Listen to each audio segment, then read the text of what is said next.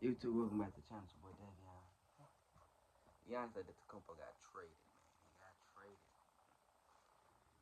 After 13 years of being part of the Milwaukee Bucks, he got traded to the Miami Heat last night for Tyler Hero, Khalil Ware,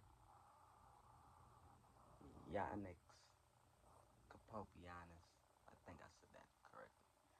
And Jaime Jaquez Jr., 3 first-round picks in the second.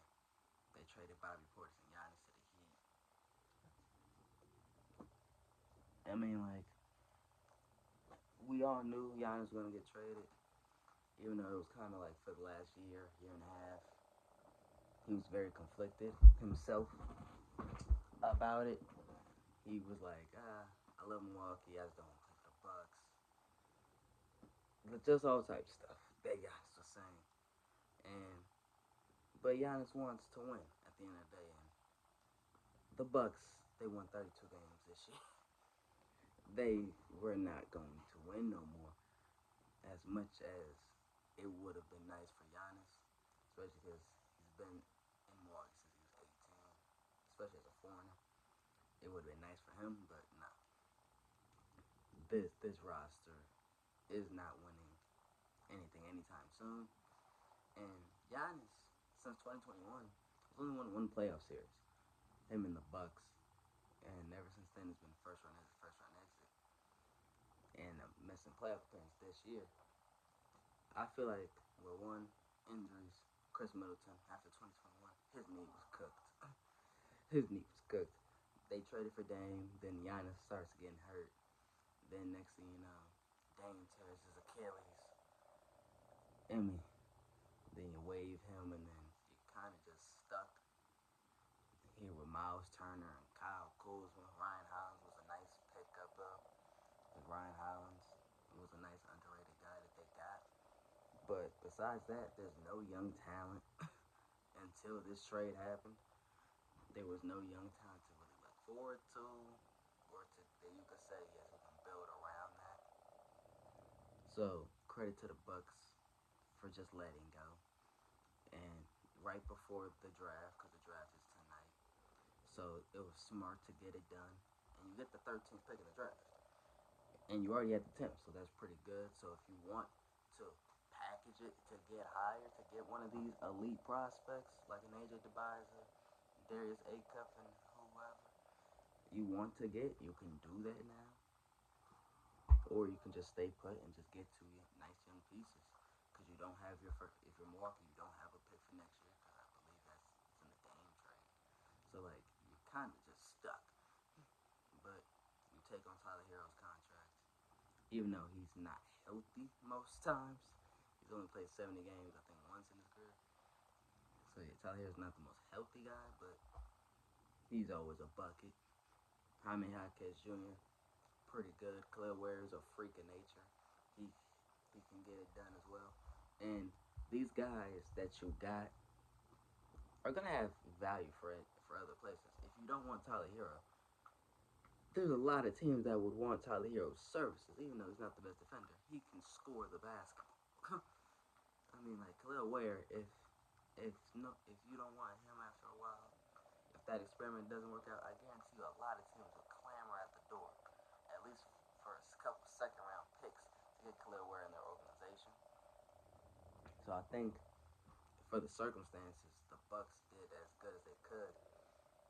Because for a while there, it looked like they were going to send Giannis to the Celtics for Jaylen Brown and 2 first-round picks. I think that was the rumor deal that Shams Charania had put out that the Bucks had. Which, yes, Jaylen Brown is better than all of the players that the Heat gave up.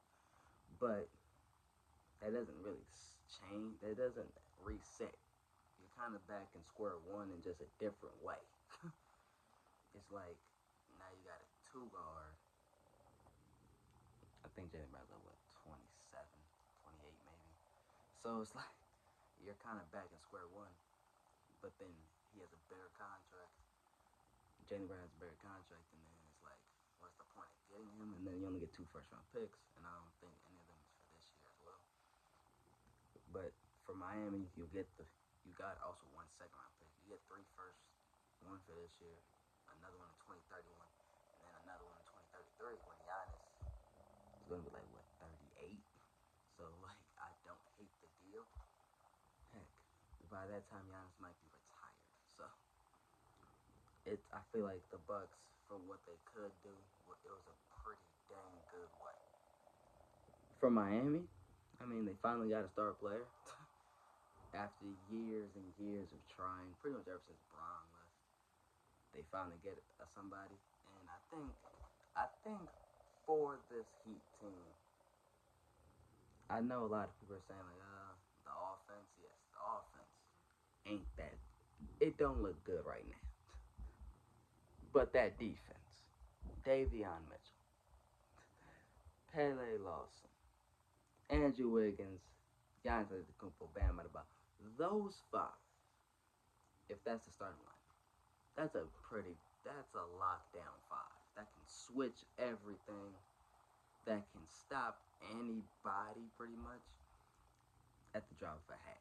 Lord have mercy.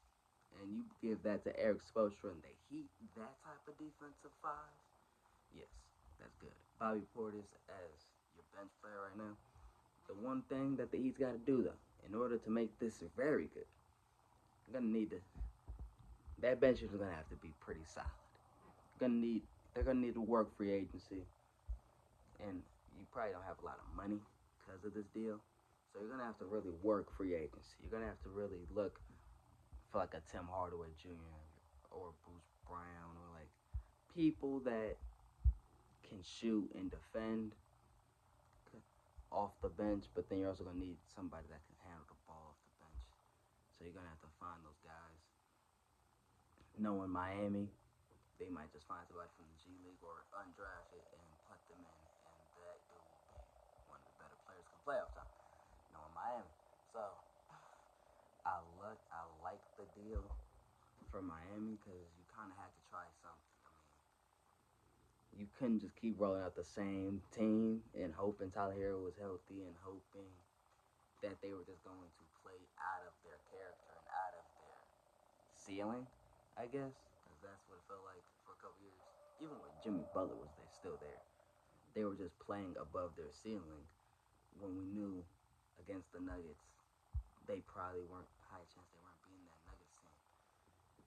Like they were just playing above themselves and hoping that the Heat culture and defense and all the toughness that Miami Heat are known for was gonna push them through to a championship win. Got them to the finals, got them pretty close a couple times, but you needed somebody like a Giannis who moves the needle, who can get you into these big games, who can get you through big games. And bam, he dropped 83. He's the second all-time single game point scorer. We know Bam has always been a pretty good player. Andrew Wiggins, he's always good for about 18 points.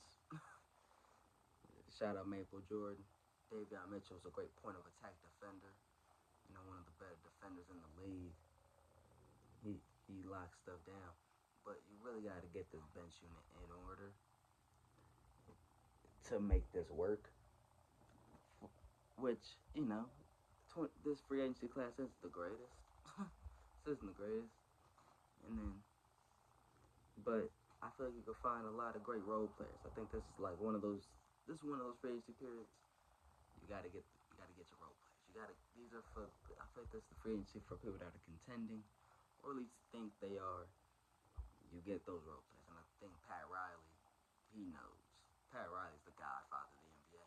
He knows who to get for this roster to make them one of the better teams. And to be honest, right now, just off of defense alone, they can stop a lot of teams. Because especially in the modern NBA, when it's all about space, when it's all about pace, when it's all about shooting threes and stuff like that, those five, and Bobby Portis, he can also play some solid defense. So like those 5 to 6 can stop a lot of teams in their way. I mean, like, we got to see how the rest of free agency and the summer works out, but I do like this move for both sides right now. The Heat good. Obviously, they got Giannis, so you're gonna be way better than what they have. Like what 40, 41 wins.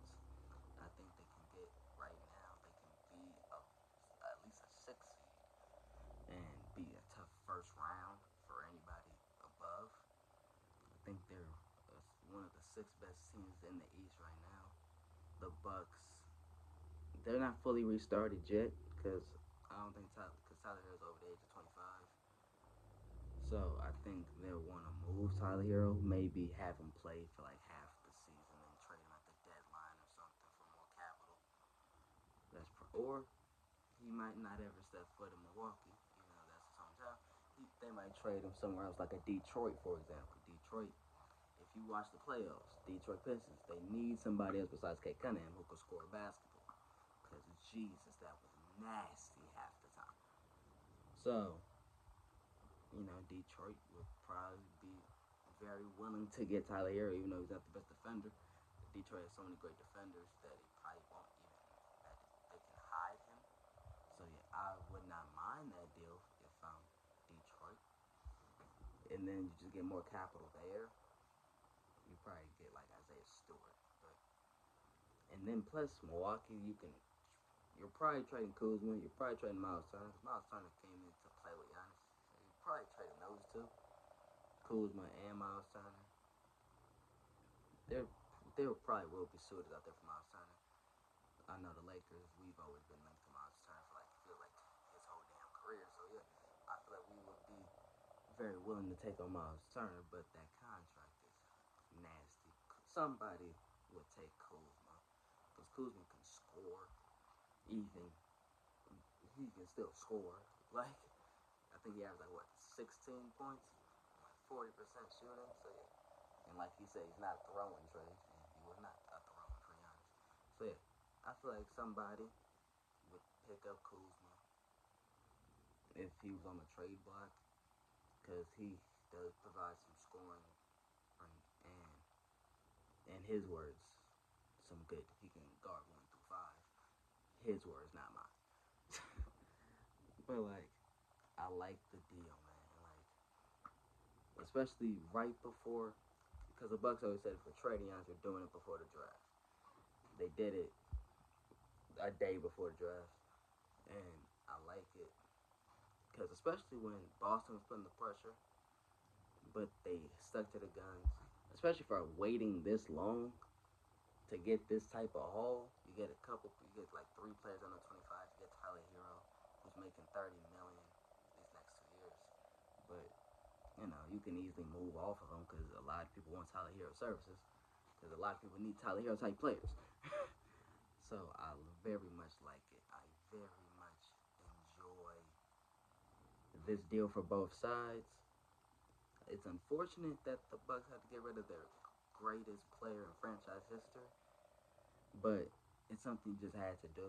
And I think they waited too long. You probably could have did this deal at the deadline, for being honest, but you do it for off season now. Both teams can fully manage their roster, and now you can really that he can get all the pieces they need because they can really just lock in, sign a lot of these good depth pieces, and the next thing you know, we're going to look at them as somebody that can contend with the Knicks in that Eastern Conference. The Knicks, Celtics, and I like the Raptors. So, but yeah, this team's probably already better than the Raptors, and like the Magic and Pistons.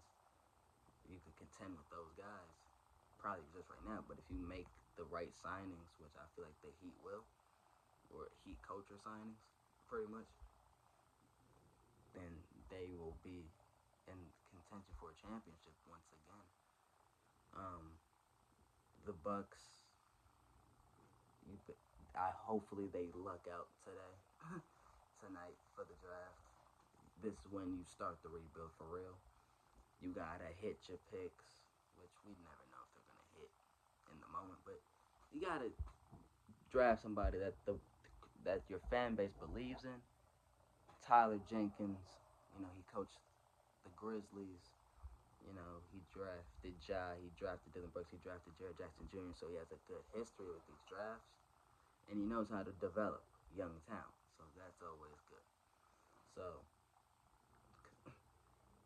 and especially because the Bucks had such a weird couple years, hiring Doc Rivers off the couch. Apparently that didn't work. It's not apparently that didn't work. They fired Adrian Griffin. They were 30-13. Fired Mac Budenholzer, who won them the championship like a year or two later. So like it's been a weird thing for Milwaukee, but I think now they finally hit the reset button and able to move forward. Giannis is able to move forward, and he can. This can win. This can get you at least in the dance. I mean, Bam. I mean, the Heat in the playoffs. We all know. I know it was playoff Jimmy, but a lot of those other guys was playing out of their body too. So like, I believe in it. I believe in the Heat, and I believe in the new direction of the Bucks. Because Jaime Jaquez is a great talent. Khalil Ware's an incredible athlete and a heck of a talent as well. And then Pakianis is a good piece to have as well. Yeah, I like this move. And then Julius Randle got traded to the Nets too. So shout out Julius Randle. I like Julius Randle. And the Nets, you could tell because the Nets don't have their pick for this year or next year. It's one of those years. So it's like I get what the Nets are trying to do, but Julius Randle, Michael Porter Jr. I gotta see it. I gotta see it. I gotta see it. Nick Claxton going to the Bulls. My resident Bulls fan, he didn't like that trade. But like for the Timberwolves, it's salary dumping. He signed Ayo Dosunmu for 112 million after that. So Julius Randle experiment didn't really work out how they wanted it to, especially when Karl Towns won a championship. So yeah, that sucks. But yeah, man, those are the moves around the league, man. At least as of yesterday, I very much enjoyed that. I very much. We're in the off season. Teams are starting to get better, and only time will tell as we after the draft is over, and then we head into free agency to see more deals. I feel like we're gonna see a lot more deals tonight. Like I feel like the Warriors might do something. I feel like a lot of other teams might do something. So yeah, stay tuned. Okay, and make sure you hit subscribe so you don't miss any videos like any other videos like this for the NBA off season. And like the video, share it, subscribe to the channel if you're new. So that's how I'm out. Peace.